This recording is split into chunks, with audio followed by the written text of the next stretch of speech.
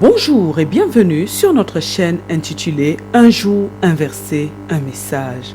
Vous aimez la parole de Dieu? Vous appréciez notre travail?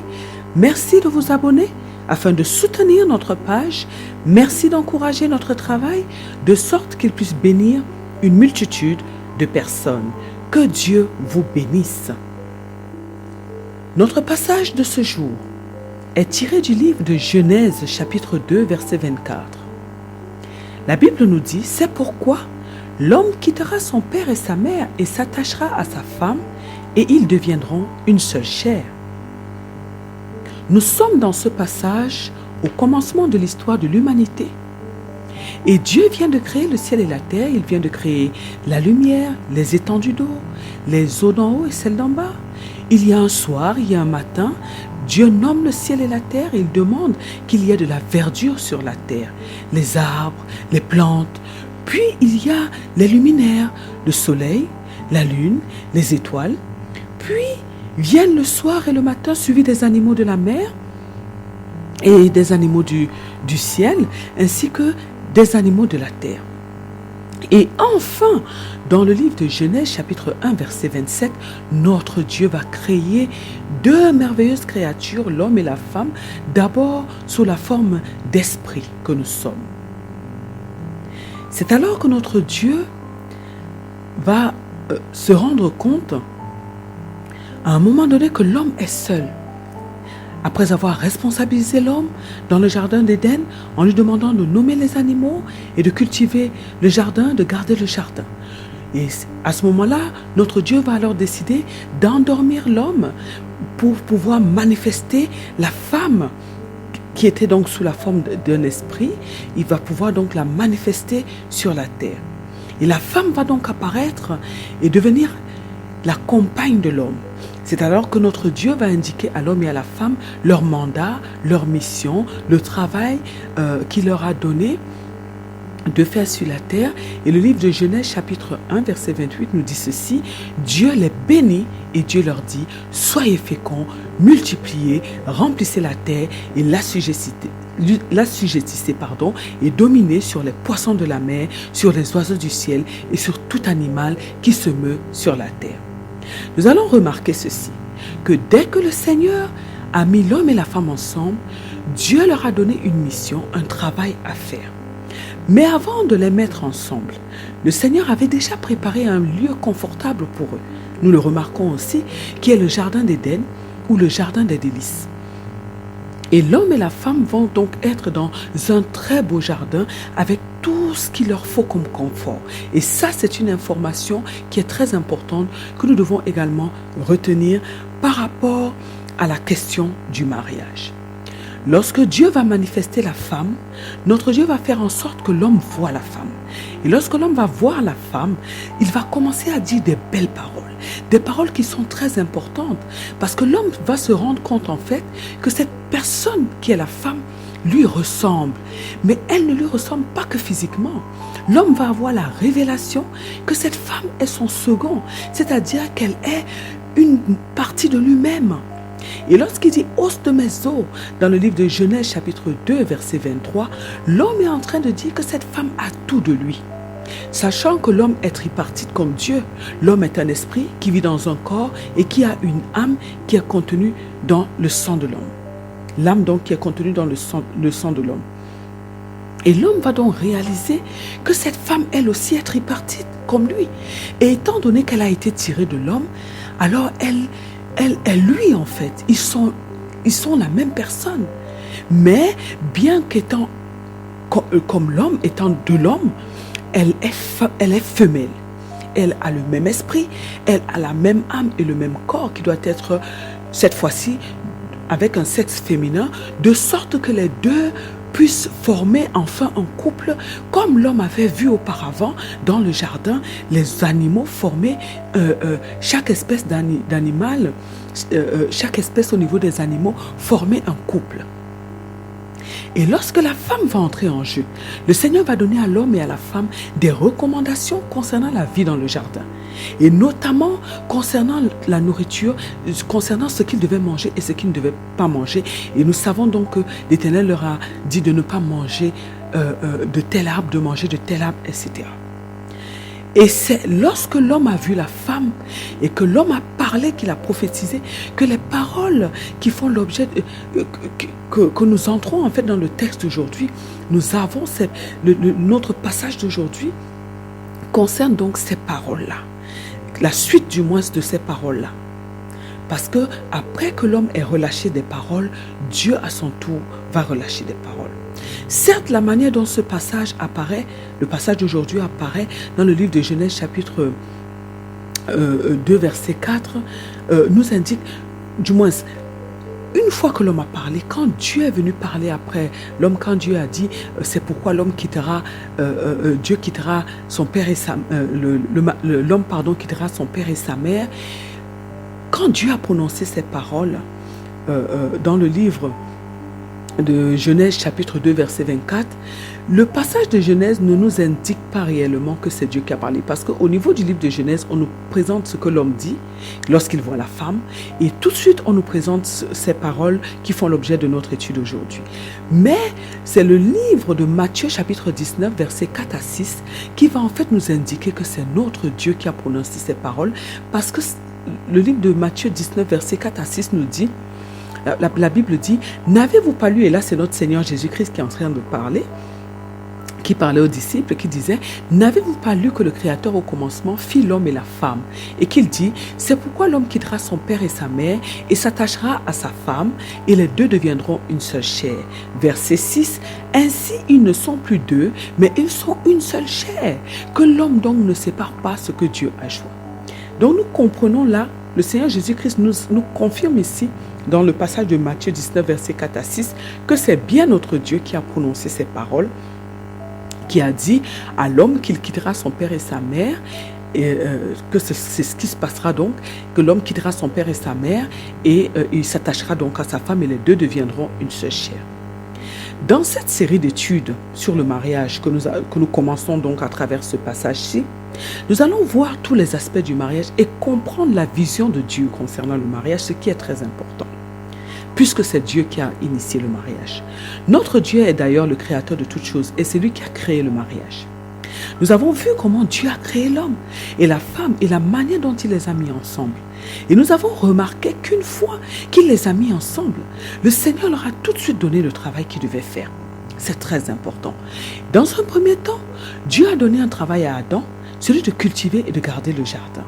La femme n'était pas encore là.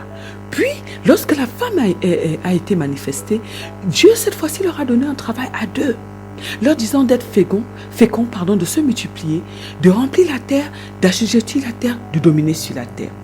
Il est très important de retenir ceci parce que dans le passage d'aujourd'hui, notre Dieu demande à l'homme, explique en fait que l'homme doit quitter son père et sa mère, c'est-à-dire se détacher de sa famille de naissance afin d'aller prendre une femme, de s'attacher à cette femme et de devenir une seule chair avec cette femme.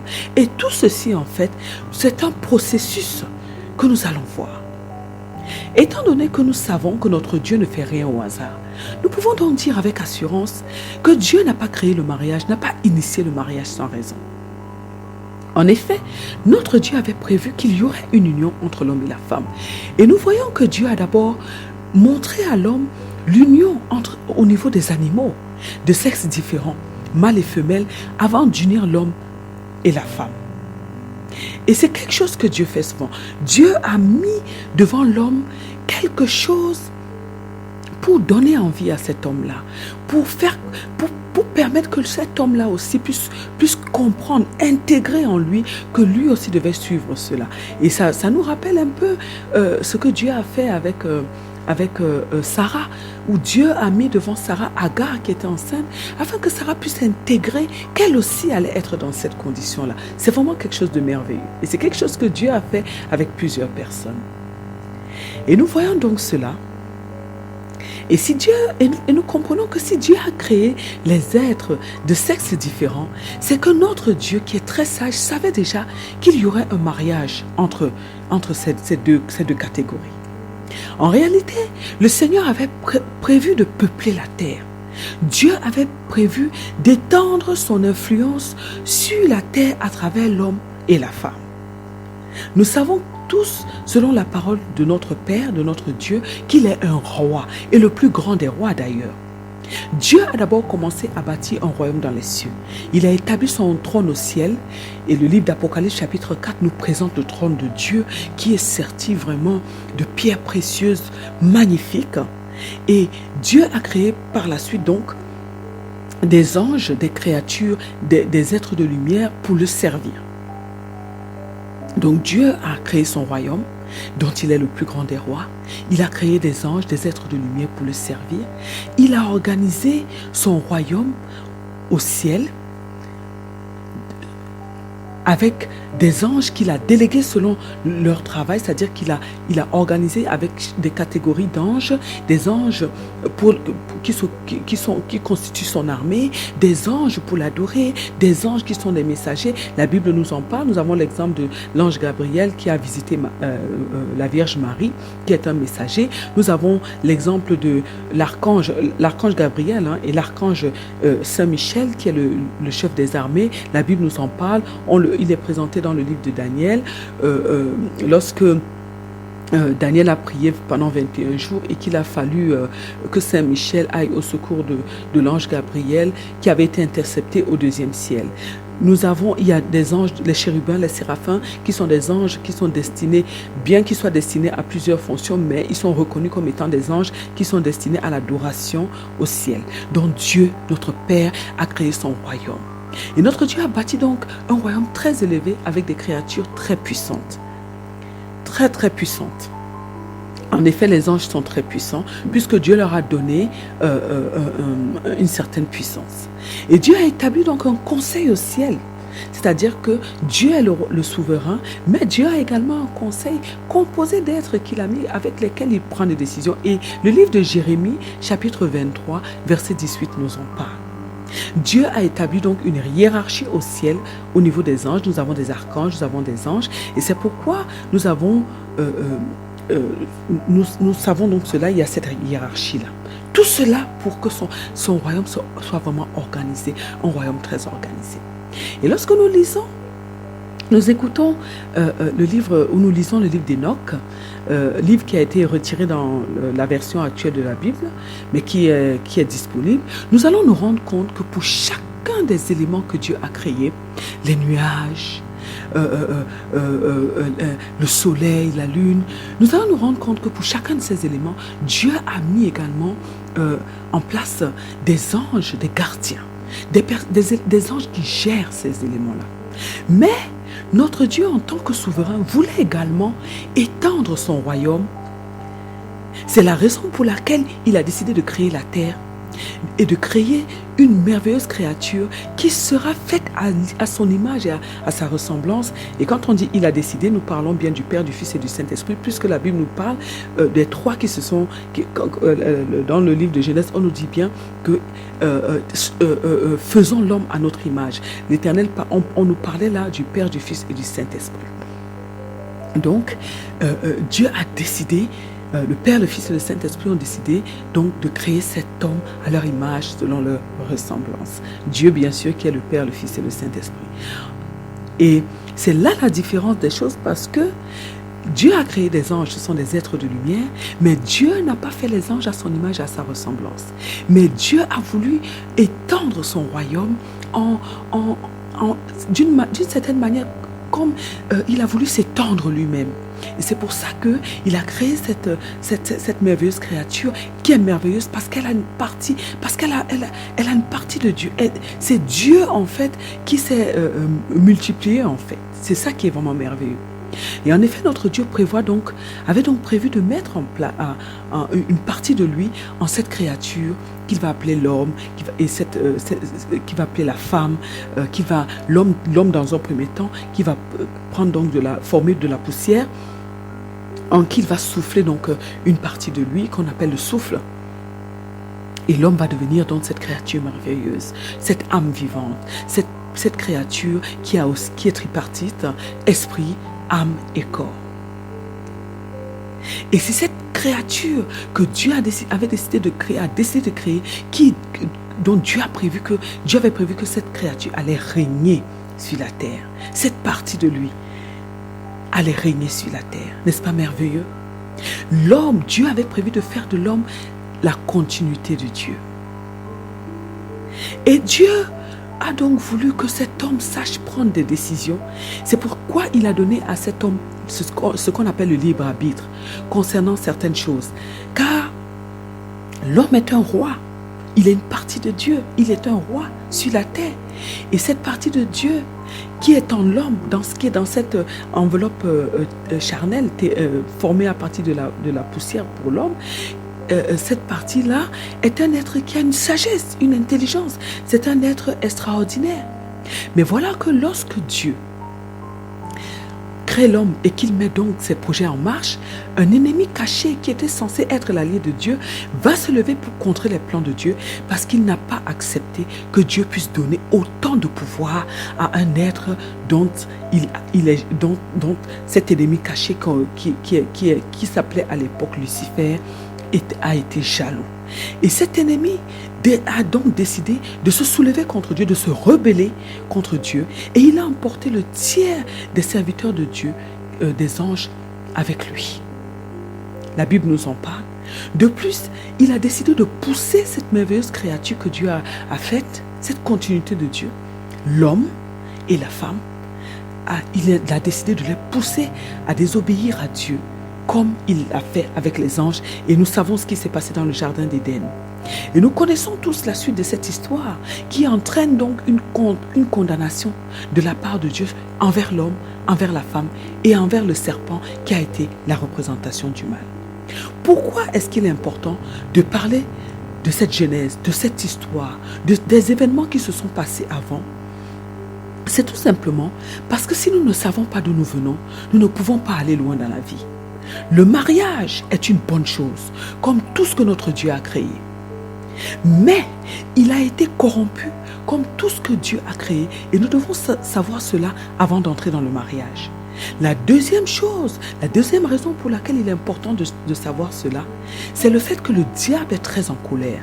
Car Dieu a réussi à dominer sur lui en parvenant à sauver sa créature par le sacrifice de Jésus-Christ à la croix. Aussi, le diable qui est très en colère, qui est jaloux de l'homme, qui est très en colère contre Dieu et l'homme, a décidé de faire tout son possible pour détruire le mariage. Qui est en fait le mariage qui est l'instrument que Dieu a décidé d'utiliser pour étendre son royaume sur la terre. Car les enfants qui vont naître de chaque mariage, qui vont naître au sein de chaque foyer, seront en fait les êtres qui vont étendre le royaume de Dieu sur la terre.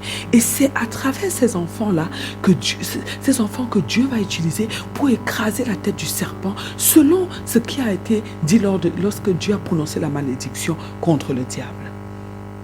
Donc ce sont ces enfants-là qui sont censés être cette descendance de la femme qui vont détruire le diable, qui vont écraser la tête du diable. Et comme le diable le sait, il va donc tout faire pour déstabiliser le mariage, pour détruire le mariage, pour salir l'image du mariage, pour faire en sorte que le mariage soit mal vu des créatures de Dieu et pour faire en sorte de détruire le mariage. Dieu a dit à l'homme de quitter son père et sa mère et de s'attacher à sa femme afin qu'ils deviennent une seule chair. Avant de décider de quitter sa famille pour prendre une femme, il y a des conditions que l'homme doit respecter. Il y a des choses très importantes que l'homme doit faire. L'homme doit dans un premier temps être sûr qu'il est prêt pour le mariage et que le moment a sonné dans sa vie pour qu'il prenne une femme. Mais avant d'arriver au moment où il sera sûr qu'il est déjà prêt, l'homme doit déjà penser à prier pour son mariage. Oui. Ce n'est pas avant même que ce désir naisse dans le cœur de l'homme, il doit penser à prier pour son futur foyer, ainsi que pour tout ce qui concerne son avenir. Là, nous sommes en train de parler des hommes pour le moment. En faisant cela, l'homme va donc demander à Dieu. Et cela, ça peut être dès son bas âge, si les parents sont conscients de ces choses et qu'ils aident leurs enfants à prendre conscience de ces choses. L'enfant mâle, puisque nous parlons des hommes pour le moment, l'enfant mâle qui est conscient va commencer très tôt à demander à Dieu de veiller sur celle que Dieu a choisie pour lui. Parce qu'en réalité, lorsque nous venons sur la terre, comme pour Adam et Ève, Dieu avait déjà, lorsque Dieu a créé les hommes, il a créé tous les hommes le même jour. Parce que lorsque on nous parle de la création, on ne nous dit pas qu'il y a eu un autre jour où Dieu a créé d'autres créatures. Non. Dieu a créé tout en 6 jours, et le 7e jour, il s'est reposé. Toutes les créatures, tous les hommes étaient déjà créés, mais Dieu ne les a pas manifestés au même moment. Et lorsque Dieu a créé les hommes, les femmes, Dieu a prévu pour les hommes qui doivent se marier, parce qu'il n'a pas été dit que tous les hommes qui sont sur la terre doivent se marier. Il y a des hommes qui seront des eunuques. Paul en a parlé. Il y a des hommes qui ne sont pas appelés à se marier. Mais pour les hommes qui sont destinés à se marier, Dieu a déjà préparé une femme pour ces hommes-là. Et l'homme doit donc très tôt, dès qu'il est conscient de ces choses, prier pour celle qui sera son épouse, celle que Dieu a choisie pour lui. L'homme doit demander à Dieu de le préparer lui-même aussi, l'homme, afin qu'il soit le meilleur des maris. Car il ne suffit pas d'avoir une bonne femme, mais l'homme doit lui-même aussi être un bon mari. Et tout cela doit se préparer. L'homme doit préparer cela dans la prière. Jeûner, prier pour cela. Prier pour que Dieu veille sur celle qui sera une avec lui. Prier pour que Dieu fasse en sorte que tout se passe selon le plan de Dieu et que le moment venu, cette femme arrive dans sa vie dans les bonnes conditions. Parce que l'ennemi voit les choses de très loin et il commence à combattre les choses, même parfois lorsqu'on est encore dans le ventre de sa mère. Et pour devenir un bon mari, l'homme doit donc connaître les éléments selon Dieu qui feront de lui en fait un bon mari. Et l'homme doit commencer très tôt à se préparer pour son mariage des années à l'avance, et ça concerne aussi tous les domaines de sa vie, les finances, toute l'organisation autour du mariage, le fait qu'il doit avoir un travail, le fait qu'il doit être un homme mature, équilibré. L'homme doit se préparer. L'homme doit se préparer dans tous les domaines, physique, spirituel, au niveau de son âme. Son âme doit être restaurée. Cet homme doit avoir une relation avec son Dieu. Il doit se préparer. En effet, on ne se lève pas un matin pour décider de se marier, car le mariage est un contrat. C'est une alliance qu'on va signer et qui implique plusieurs personnes. Le mariage implique Dieu, l'homme et la femme. Pourquoi ? Le mariage implique Dieu parce que c'est Dieu qui a créé le mariage et ce sont les règles que Dieu a établies qui vont être mises en pratique au sein du mariage. Le mariage implique Dieu parce que c'est Dieu qui bâtira le mariage à travers les conjoints. Le livre de Psaume, chapitre 127, verset 1 nous dit « Si l'Éternel ne bâtit la maison, ceux qui la bâtissent travaillent en vain. Si l'Éternel ne garde la ville, ceux qui la gardent veillent en vain. » En réalité, c'est Dieu qui bâtit et non les hommes. Le mariage implique donc Dieu pour ces raisons-là et pour d'autres raisons. Le mariage implique l'homme cette fois-ci parce qu'il est celui qui va demander à Dieu de lui donner une femme. Et c'est lui qui va quitter sa famille de naissance. Émotionnellement, physiquement, spirituellement, il va se détacher d'eux pour aller bâtir sa propre famille dont il sera le chef, dont il sera le prophète, dont il sera le pasteur, dont il sera le père. C'est l'homme qui décidera de s'attacher à sa femme, c'est-à-dire qui décidera de se livrer complètement à elle, de faire d'elle sa meilleure amie, de faire d'elle sa sœur dans le Seigneur, de faire d'elle celle qui viendra jouer désormais le rôle que la maman de l'homme jouait, c'est-à-dire préparer pour l'homme, prendre soin de lui, de tout son aspect, de tout ce qui concerne l'aspect au niveau de la maison, les soins de ses vêtements et tout, être là pour l'homme dans tous les moments, que ce soit des bons moments ou les mauvais moments. La femme va venir prendre la place de la mère, elle va venir jouer le rôle de la mère plus son rôle de femme. Et le plus important, c'est que c'est l'homme qui va recevoir une vision venant de Dieu, la vision qui est le travail que Dieu va lui confier et qu'il devra effectuer sur la terre afin d'étendre le royaume de Dieu. Et l'homme va donc devoir amener sa femme, celle qui sera sa femme, à épouser cette vision, à le suivre dans cette mission, de sorte que les deux puissent mener à bien ce travail. Et le mariage implique la femme parce que c'est elle qui va accepter de suivre l'homme afin de devenir son aide. C'est elle cette personne, cette femme va aider l'homme à accomplir son travail sur la terre, sa mission sur la terre. C'est elle qui va devenir une seule personne avec son mari. C'est elle qui prendra soin des moindres désirs de son mari. C'est-à-dire que Dieu, à travers la femme, va prendre soin des moindres désirs de son mari. Et si les deux ne sont pas des enfants de Dieu, qui aiment Dieu profondément, sincèrement, qui craignent Dieu et qui connaissent leurs droits et leurs devoirs, ils ne pourront pas réussir leur mariage. Dans le passage d'aujourd'hui, notre Dieu nous parle de la jeunesse du mariage.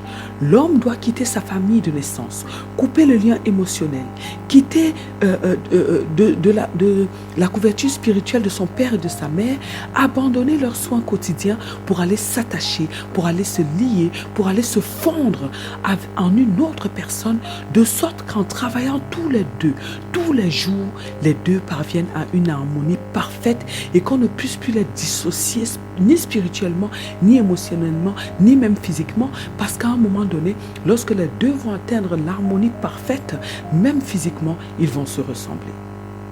Alors, mes bien-aimés dans le Seigneur, nous avons vu la pensée de Dieu concernant le mariage. Nous avons vu que le mariage est une bonne chose, car c'est Dieu qui l'a instauré.